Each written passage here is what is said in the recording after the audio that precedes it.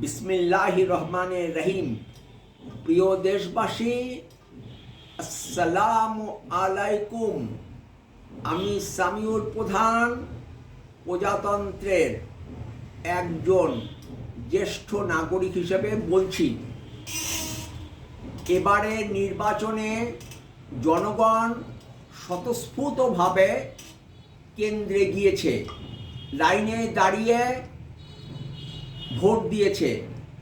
Vote দেওয়া শেষ হলে অমোচনীয় কালি লাগানো বৃদ্ধ আঙ্গুল একে অপরকে দেখিয়েছে। এবারের নির্বাচনে টাকার খেলা অনেক বেশি হয়েছে। এবারের নির্বাচনে জাতীয় পার্টি সংসদে একটি আসনও পায়নি। ভালো থাকবেন।